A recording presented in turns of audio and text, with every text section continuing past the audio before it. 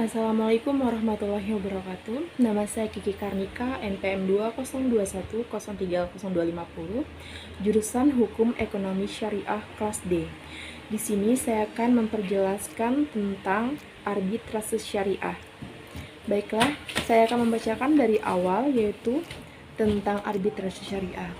Secara sederhana, arbitrase ini dapat diartikan sebagai upaya penyelesaian sengketa di luar lembaga peradilan dengan menyerahkan urusan perkara kepada para arbiter.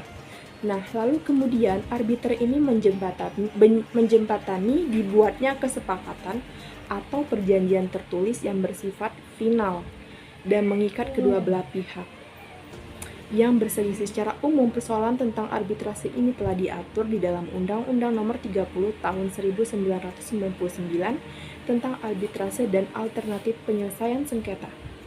Arbitrase ini menjadi salah satu alternatif yang terbaik penyelesaian sengketa karena kelebihan-kelebihan yang dimilikinya. Dalam penyelesaian sengketa dengan cara arbitrase ini umumnya sering diterapkan di dunia bisnis dan di industri.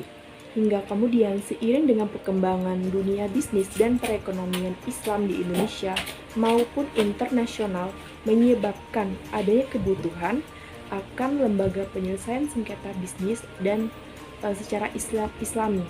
Mengingat sengketa bisnis ini tidak dapat diselesaikan melalui peradilan umum maupun peradilan agama, maka lahirlah yang namanya arbitrase syariah, yang dalam konteks Indonesia diwujudkan dengan lahirnya Badan Arbitrase Muamalat Indonesia atau BAMUI yang di tahun 1992. Lembaga arbitrase syariah ini hadir untuk melengkapi perangkat penyelesaian sengketa bisnis yang telah ada sebelumnya, yaitu Badan Arbitrase Nasional Indonesia atau BANI. Keduanya hadir untuk menyelesaikan berbagai sengketa bisnis secara nasional tanpa mendasarkan pada salah satu agama atau golongan. Tentang arbitrase syariah di Indonesia, lahirnya lembaga arbitrase Islam di Indonesia itu tidak bisa dilepaskan dari adanya lembaga-lembaga perekonomian Islam seperti Bank Muamalat, BNI, Bank Kreditan Rakyat Syariah, BPRS, dan asuransi takaful.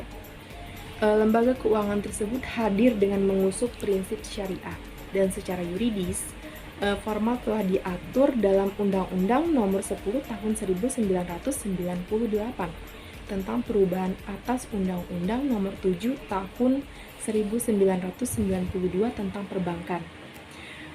Kemudian untuk mengatasi segala permasalahan atau perselisihan yang muncul karenanya dibutuhkan sebuah paranata hukum yang sesuai dengan dasar hukum yang digunakan, yakni prinsip syariah. Maka atas prakarsa dari Majelis Ulama Indonesia atau MUI itu dibentuklah sebuah paranata hukum yang bernama Badan Arbitrase Muamalat Indonesia (BAMUI) pada tanggal 29 Desember 1992.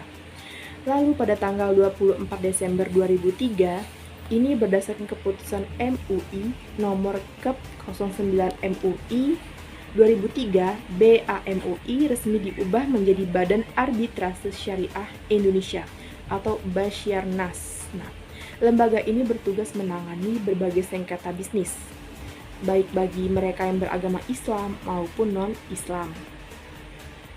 Kedudukan hukum arbitrase syariah di Indonesia. Secara yuridis formal, dasar hukum penanganan perselisihan dengan arbitrase itu dijelaskan dalam Undang-Undang Nomor 14 Tahun 1970,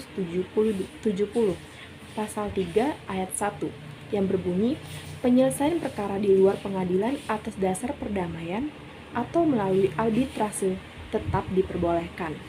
Nah, akan tetapi, putusan arbiter ini hanya mempunyai kekuatan eksekutorial setelah memperoleh izin atau perintah untuk eksekusi dari pengadilan.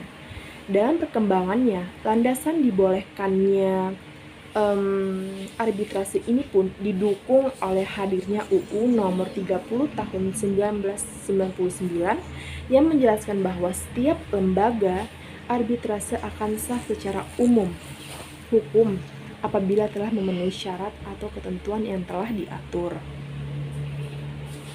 Kedudukan hukum arbitrase syariah sendiri itu dari segi kelembagaan berstatus yayasan yang dibentuk berdasarkan akta notaris. Dan sementara itu jika dilihat dari tata hukum di Indonesia, lembaga arbitrase syariah ini juga memiliki kekuatan hukum.